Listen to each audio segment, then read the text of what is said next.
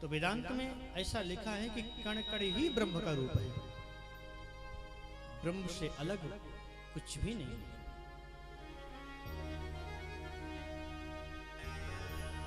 तो शास्त्रों में जो 24 अवतारों का वर्णन किया गया है, उन अवतारों का जो व्यक्ति नित्य स्मरण करता है, वंदन करता है, तो उसके जीवन में कभी किसी प्रकार का कोई कष्ट, कोई समस्या नहीं आती। भगवान के 24 अवतार हैं और सबसे पहला अवतार है सनक सनंदन सनातन सनत कुमार। बोलो राधे राधे। ये भगवान का प्रथम अवतार है। ये चारों भाई बद्रीनाथ में निवास करते हैं और चारों भाइयों के जीवन का एक ही उद्देश्य केवल भगवान की कथा। एक भाई व्यास पीठ पर बैठ जाता है और 3 भाई नीचे बैठ जाते हैं और हमेशा भगवान की कथा सुनाते रहते हैं और करते रहते हैं। बोलो राधे राधे।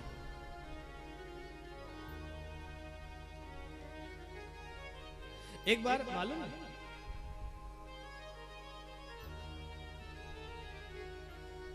इनको ऊंट बनने का श्राप मिला चारों भाइयों को, और ऊंट के रूप में जब चारों भाई निवास कर रहे थे ना, तो ऊंट के रूप में भी ये कथा सुनते और सुनाते रहते थे। उसी प्रकार ऊंट बनकर के एक कथा सुना रहा है और 3 बैठ करके सुन रहे हैं। देवर्षि नारद वहां से जा रहे थे और सनत कुमारों से बोले, भैया आजकल तो आप ऊंट के शरीर में हो, कैसे स्नान करते होगे, कैसे कथा होती होगी आपकी। तो चारों भाई बड़े हंस करके बोले देवर्षि ऊंट के शरीर में बड़े आनंद हैं। बोले कैसे? बोले नहाने का भी झंझट खत्म, नहाना भी नहीं पड़ता और निरंतर कथा सुनते रहते हैं, सुनाते रहते हैं। तो भगवान के 24 अवतार में ये पहला अवतार है सनक सनंदन सनातन सनत कुमार। दूसरा अवतार है 12 अवतार जिनकी कथा आगे हम श्रवण करेंगे। तीसरा अवतार संत नारद जी महाराज का है। चौथा अवतार नर और नारायण के रूप में भगवान निवास करते हैं बद्रीनाथ धाम। पांचवा अवतार श्री कपिल देव जी महाराज का।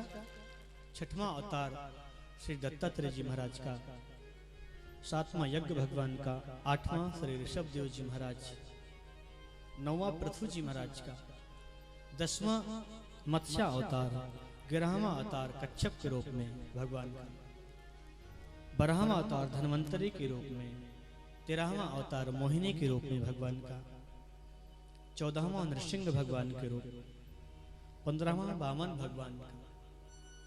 16वां श्री परशुराम जी महाराज का और 17वां महर्षि वेदव्यास जी महाराज का और 18वां अवतार प्रभु श्री राम जी का।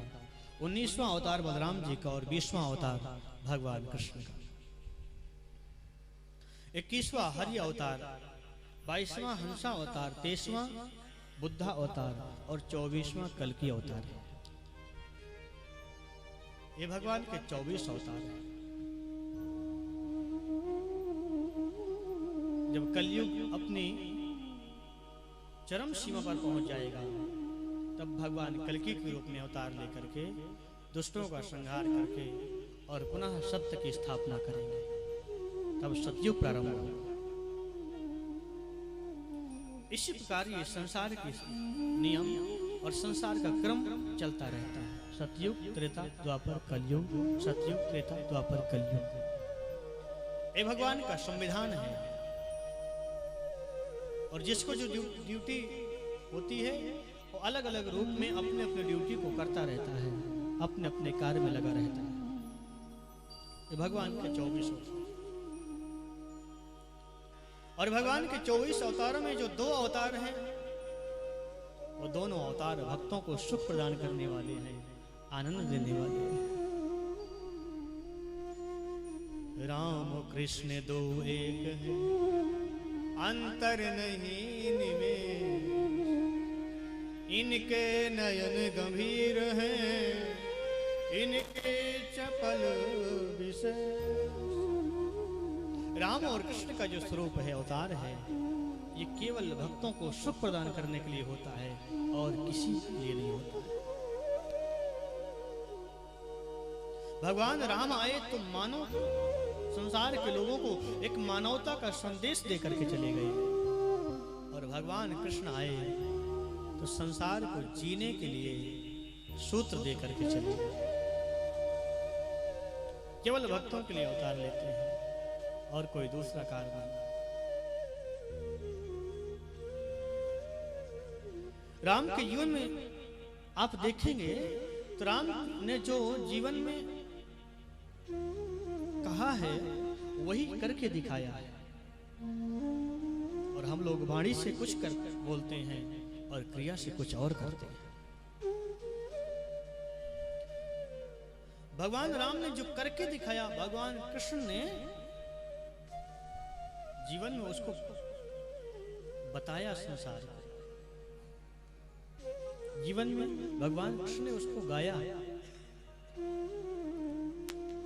महर्षि वेदव्यास जी महाराज का भागवत लिखने का केवल एक ही उद्देश्य था कि संसार के लोगों का मन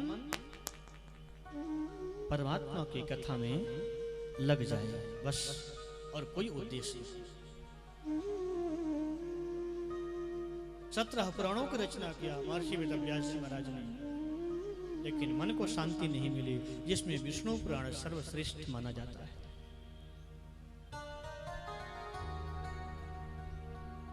एक वेद के 4 स्वरूप कर दिए महर्षि वेदव्यास जी, ऋग्वेद, यजुर्वेद, सामवेद, अथर्ववेद, और उन वेदों के आधार पर 17 पुराणों की रचना किया। लेकिन महर्षि वेदव्यास जी को शांति नहीं मिली, और मन में सोचते हैं क्या करूं मैं, जो संसार के लोगों की मनोवृत्तियां ईश्वर के में लगे, ईश्वर के चरणों में लगे। जब भी ध्यान करने के लिए बैठते हैं तो सारी सृष्टि उनकी दृष्टि में दिखती है। नाचते, गाते, खाते, पीते, हंसते, सोते, खेलते, किसी का भी मन ईश्वर के कार्य में नहीं जा रहा। उदास होकर के वेदव्यासी बैठे थे। देवर्षि नारद जी महाराज का पदार्पण हुआ और नारद जी महाराज के चरणों में गिर पड़े महर्षि वेदव्यास जी। व्यास जी बोले, इतने ग्रंथों की रचना करके मैंने आज तक शांति का अनुभव नहीं किया। 4 वेद किए, 17 पुराणों को मैंने लिखा विस्तार से। विष्णु पुराण जैसे सर्वश्रेष्ठ पुराणों को मैंने लिखा, लेकिन मन को शांति नहीं मिली। तब देवर्षि नारद हंस करके बोले, व्यास जी बुरा नहीं माने तो एक बात कहो। व्यास जी ने कहा, कहो क्या कहना चाहते हैं। तो देवर्षि नारद जी महाराज ने बड़ी सुंदर बात कही। न यद्वतश्चित्र पदम हरेर्यशो जगत पवित्रम प्रगणीत करिचित् तद्वाशनं तीर्थमुशन्ति मानसा न यत्र हंसा निर्मुक्त शिक्षया। कितना भी सुंदर सरोवर हो व्यास जी, मान लीजिए एक बहुत सुंदर सरोवर है, उसमें हजारों कमल खिले हुए हैं, देखने में दूर से सुंदर निर्मल जल दिखाई दे रहा है, और सुंदर सरोवर को देख करके मन कहता है डुबकी लगाने को। 2-4 डुबकी लगाएं, थोड़ा शरीर में शीतलता प्रदान होगी, प्राप्त होगी। और जब मैं सरोवर में प्रवेश करने के लिए आगे बढ़ा तो घोटू घोटू तक कीचड़ लग गया। व्यास जी बोले, मतलब? महाराज जरा सरल भाषा में समझाने का प्रयास करो, मैं आपकी गूढ़ भाषा समझा नहीं। बोले, व्यास जी आप 4 वेदों की रचना किए, 6 शास्त्र, 17 पुराणों की रचना किए, लेकिन मन को शांति नहीं मिली। मानसरोवर में रहने वाला राजहंस कभी कीचड़ में बैठना पसंद नहीं करता, जिसको मोती चुगने की आदत होती है। मानसरोवर में दिव्य स्थान पर रहने का अभ्यास जिसको होता है, वो कभी कीचड़ के सरोवर में आने की गलती नहीं करेगा। इसलिए जो हंसों के समान जो राम और कृष्ण के जो परम भक्त हैं संसार में, वो तुम्हारे पुराणों और वेदों में आने वाले नहीं हैं। अगर मन को शांति चाहते हो तो हंसों के समान जो भक्त हैं संसार में, उनके लिए जब तक श्रीमद् भागवत की रचना नहीं करोगे आप, तब तक आपके मन को शांति नहीं मिल सकती है। व्यास जी बोले, देवर्षि अब मुझसे कुछ भी नहीं हो सकता। शरीर में शक्ति रही नहीं, चलना फिरना भी कम हो गया, उठना बैठना भी मुश्किल हो रहा है, अब नहीं हो सकता कुछ, आंखों से दिखाई भी नहीं पड़ता। देवर्षि नारद ने कहा, व्यास जी मन को उदास मत करो, एक बार संतों के चरणों का आश्रय ले लोगे, कोई भी कार्य दुर्लभ नहीं होता, सब सुलभ हो जाता है। और मैं संतों की कृपा का अनुभूति मैं स्वयं किया जीवन में, और संतों के चरणों की कृपा से क्या मिलता है। देवर्षि नारद कहते हैं, मैं पूर्व जन्म में एक दासी का पुत्र था। अहम पुरातीत भवे भवमुनि दास्यास्तु कस्याश्चन वेदवादिना निरूपितो बालकी वयोगिना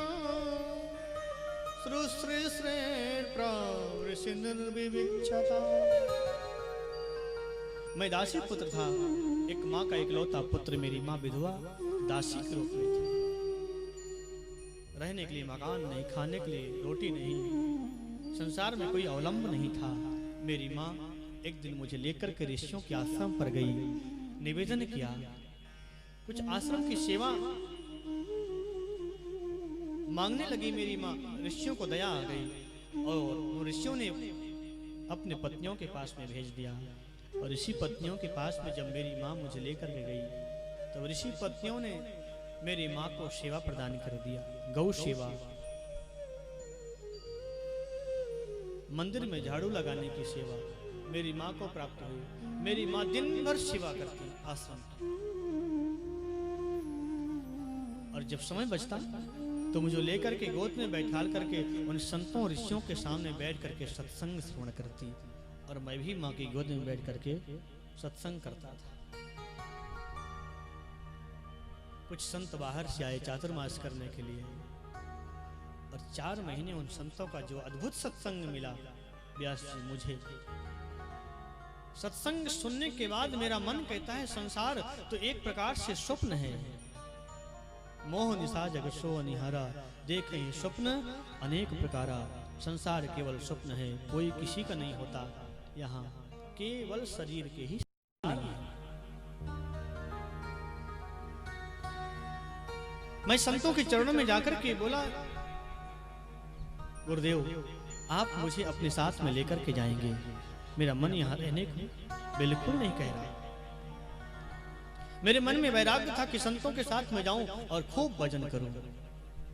जब मेरी माँ को मालूम चला कि मेरा पुत्र संतों के साथ में जाने की बात करता है, दुखी होकर के संतों के पास में आकर के बोली, बाबा आजकल मेरा पुत्र बहकी बहकी बातें करता है, आपके साथ में जाने के लिए बोलता है। मेरे जीवन का केवल एक ही सहारा है मेरा पुत्र, उसको लेकर के आप अपने साथ में नहीं जाएंगे। अगर मेरा पुत्र मुझे छोड़ करके चला जाएगा तो मैं किसके सहारे अपने जीवन को व्यतीत करूंगा। उन संतों के सामने बड़ी अद्भुत विचित्र परिस्थिति बन गई। पुत्र कहता है कि मुझे अपने साथ में लेकर के जाना, अकेले छोड़ करके नहीं जाना, और माँ कहती है मेरे पुत्र को लेकर के नहीं जाना। विचित्र स्थिति। संतों ने कहा, बेटा तुमने सत्संग श्रवण किया हमारे मुख से, और सत्संग का हमने मूल उद्देश्य क्या बताया। शास्त्रों में ऐसा लिखा है, मातृ देवो भव, पितृ देवो भव और आचार्य देवो भव।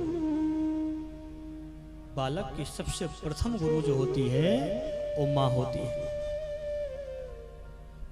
पिता तुम्हारे हैं नहीं बेटा, इसलिए माँ की सेवा करो, माँ का वंदन करो, और जब माँ तुम्हारे संसार में ना रहे तब निकल जाना उत्तराखंड में, खूब भजन करना, तुम्हें कोई रोक नहीं सकता। माँ ही तुम्हारी देवी है, माँ ही गुरु है, माँ ही ईश्वर है, माँ की सेवा करो। संतों ने मुझे समझा कर के घर में छोड़ के चले गए। मैं अपनी माँ के साथ में रहता और उस जाते जाते संतों ने मुझे एक सुंदर द्वादशाक्षर मंत्र प्रदान कर दिया। बेटा, जब तक तुम्हारी माँ है, माँ की सेवा करना, और जो समय बचे एकांत में जाकर के इस मंत्र का जप करना। धीरे धीरे धीरे धीरे तुम्हारा मन ईश्वर में लग जाएगा। देवर्षि नारद कहते हैं, व्यास जी, मैंने बहुत भजन किया, बहुत भजन किया, और कभी कभी मैं जब भजन करने के लिए बैठ जाता, मेरी माँ आकर के मुझे उठा कर के गोद में बैठा लेती, मेरा भजन टूट जाता, और कभी कभी मेरे मन में वैराग्य उठने लग जाता। हे भगवान, अगर मेरी माँ मर जाए तो कम से कम मुझे भजन करने के लिए समय तो मिल जाएगा। कदाचित मुझे ऐसा माँ के प्रति नहीं सोचना चाहिए, लेकिन मन में जब वैराग्य उत्पन्न हो रहा था, इसलिए मैं ऐसा सोच रहा था। और एक दिन मेरी माँ गौ सेवा करने के लिए गई। अंधेरे में घास में बैठा हुआ काले नाग ने मेरी माँ को डस लिया। एकदा निर्गतां गेह दुहंतीं निशिगां पथि सर्पोदशत्पथा स्पृष्टः कृपणां कालचूर्णितः। नारद जी कहते हैं, मेरी माँ के मरने के बाद व्यास जी मैं बहुत रोया, बहुत रोया, बहुत रोया। इतना रोया कि मेरे नेत्रों से बहुत अश्रु निकले, लेकिन मेरे दाहिने आंख से गर्म आंसू निकले और बाईं आंख से ठंडे आंसू निकले। व्यास जी ने कहा, वो कैसे? देवर्षि नारद जी ने कहा, जिस समय मेरी मां की मृत्यु हुई उस समय मुझे हर्ष और शोक दोनों मिल रहा था। और जब व्यक्ति दुखी होकर के रोता है तो गर्म आंसू निकलते हैं, और जब प्रसन्नता से आंसू जो निकलते हैं, कोई अपना पुत्र अपनी कक्षा में प्रथम श्रेणी का सूचकांक लेकर के आवे और दौड़ करके बोले, माँ मैं अपने कक्षा में प्रथम श्रेणी का सूचकांक लेकर के आया हूं, तो माँ दौड़ करके पुत्र को उठा लेती है, गले से लगाती है। उस समय माँ के नेत्रों से जो अश्रु निकलते हैं वो प्रसन्नता के अश्रु निकलते हैं, वो ठंडे अश्रु होते हैं। और जब कोई किसी की मृत्यु के उपरांत रोता है दुखी होकर के, तब उसके नेत्र से गर्म अश्रु निकलते हैं। मुझे खुशी इस बात की थी कि अब मुझे भजन करने से कोई रोक नहीं सकता, और दुख मुझे इस बात का था कि संसार में मेरी इकलौती माँ थी और मुझे छोड़ करके चली गई।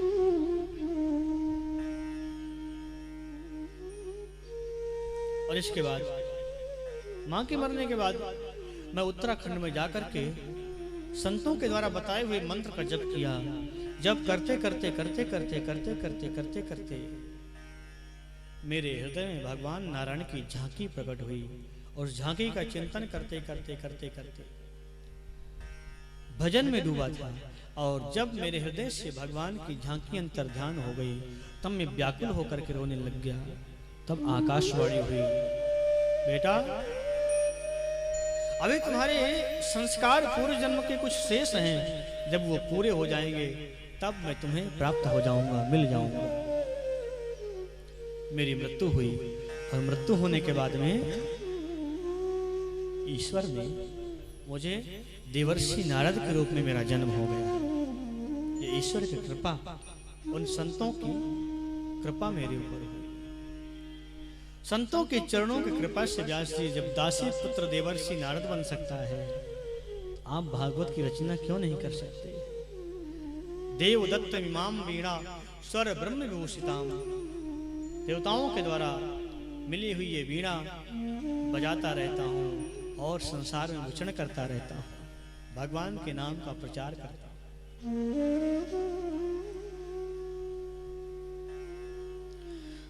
तो आप संतों के चरणों का आश्रय लें और भागवत की रचना करें। सूत जी महाराज शौनकादि ऋषियों से कहते हैं, ऋषियों संत नारद जी महाराज ने वेद व्यास जी के कान में वही 4 मंत्रों की भागवत प्रदान कर दिया जो ब्रह्मा जी के द्वारा प्राप्त हुई थी।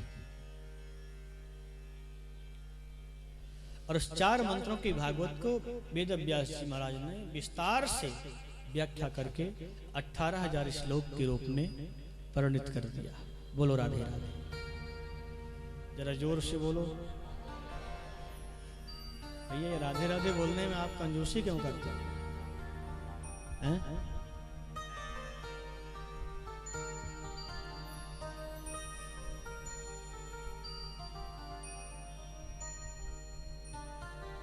बोलो राधे राधे। अभी आपकी आवाज हमें सुनाई नहीं पड़ी, जरा जोर से बोलो ना, राधे राधे। देखो आपको ये तो करना ही पड़ेगा।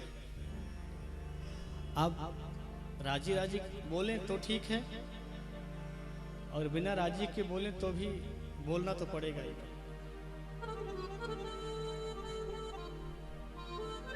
हमको भी तो मालूम होना चाहिए कि आप कथा में बैठे हैं कि घर के रसोई गृह में बैठे हैं।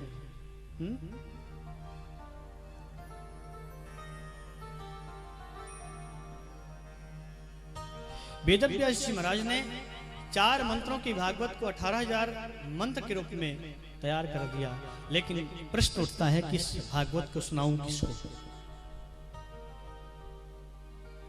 क्योंकि भागवत सुनने का अधिकारी वही है जिसने काम और क्रोध को जीता है। फिर सोचने लग गए किसको प्रदान करूं? विश्वामित्र को प्रदान करूं? बड़े अद्भुत तपस्वी संत हैं। तो बोले विश्वामित्र जी तपस्वी तो हैं, अपने तप से नए स्वर की रचना कर सकते हैं, लेकिन काम को नहीं जीत पाए। बोलो राधे राधे। मेनका नाम की अप्सरा आई और सारी तपस्या पर पानी फेर के चली गई, काम को नहीं जीत पाए। फिर जैमिनी ऋषि को प्रदान करूं? बोले क्रोध को तो जीता है, लेकिन काम को ये भी नहीं जीत पाए। मत्स्यगंधा नाम की अप्सरा, इनकी भी तपस्या में पानी फेर गई। भृगु ऋषि को सुनाऊं? बोले भृगु ऋषि जैसा क्रोधी कौन हो सकता है? जाकर के भगवान नारायण के वक्षस्थल पर ही पद प्रहार कर दिया। ये भी क्रोध को नहीं जीत पाए। दुर्वासा ऋषि को सुनाने का तो कोई मतलब ही नहीं उठता। बोलो राधे राधे। क्योंकि वो तो उनका जो टेम्परेचर है हर समय 100 से ऊपर रहता है। किसको सुनाऊं बात? एक एक संत दृष्टि में आ रहा है और सबको फेल करते हुए जा रहे हैं वेदव्यास जी। जब कोई भी पास नहीं हुआ तब अंतर हृदय से आवाज निकली, भागवत सुनने का प्रथम अधिकारी अगर कोई है तो आपका अपना औरस पुत्र है, जिसको हम सुखदेव कहते हैं। जन्म लेते हैं जो निर्गुण ब्रह्म की समाधि में वन में जाकर के बैठा हुआ है, संसार से अलग रह करके विचरण करने वाले सुखदेव प्रथम अधिकारी है। लेकिन वो तो वन में कैसे आएंगे? तो मन में आवाज आई, 2 अंगुल की कोपिन को भी जिसने त्याग दिया, उसको अगर कोई आकर्षण कर सकती है तो कृष्ण कथा। बोलो राधे राधे। कृष्ण कथा के ऐसा स्वरूप है सज्जनों, जो एक बार कृष्ण कथा को सुन लेता है उसको कृष्ण दर्शन की लालसा प्रकट हो जाती है। बोलो राधे राधे। जिसकी कथा इतनी सुंदर है वो कितना सुंदर नहीं होगा, देखने की लालसा हो जाती है मन में। और कृष्ण का स्वरूप क्या है? एक बार जिसने देख लिया, एक बार लखी जिनलाल की मुस्कान, जिसने एक बार भगवान श्याम सुंदर के मुस्कुराते हुए सुंदर झांकी का दर्शन कर लेता है, उसकी स्थिति कैसी हो जाती है? लखी जिनलाल की मुस्कान, ताहि बिसरी वेद विधि, जप योग संयम ध्यान। एक बार उसको देखने के बाद जब योग, संयम, ध्यान, समाधि सब छूट जाता है और मन कहता है बस इस स्वरूप का दर्शन करते रहो, इसके अधरों का पान करते रहो। यही कृष्ण का वास्तविक स्वरूप है। कृष्ण का मतलब है कर्षति आकर्षति, जीवानाम चित्तम आकर्षति। जो जीव के चित्त को अपनी ओर आकर्षित कर लेता है, खींच लेता है, उसको हम कृष्ण कहते हैं। अगर सुखदेव को लाने का कोई माध्यम है तो कृष्ण कथा है। नन्हे नन्हे शिष्यों को भागवत के सुंदर मंत्र रटा करके और सुखदेव जी की तरफ भेज दिया, जाओ और जहां मेरा पुत्र बैठा हो समाधि में जाकर के इन मंत्रों को गाना। और भागवत के मंत्र इतने मधुर हैं, इतने सुंदर हैं, इतने मीठे हैं, जितना भी सुने उतना ही आनंद। व्यास जी के शिष्य जाकर के सुखदेव जी के पास में भगवान श्याम सुंदर की सुंदरता का वर्णन जिस मंत्र में था, उस मंत्र को गाया। सुंदरता को सुनेंगे, भगवान इतने सुंदर हैं तो शायद आकर्षित हो जाएं और दौड़े दौड़े पिता के पास आ जाएं। बरहा पीडम नटवर बपुः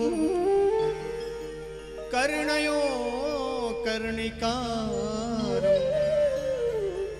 बिभ्रत वासः कनक कपिशं वैजयन्तीं चमाला रंध्राण वेणुरधर सुधया पूरयल गोप वृंदै वृंदारण्यं स्वपदरमणं प्राविशति गीतकीर्ति। बड़ा सुंदर वर्णन। बरहा पीडम, बर के समान जिसका श्रेष्ठ बपु नटवर के समान सुंदर नृत्य कर रहा है। और कैसा है?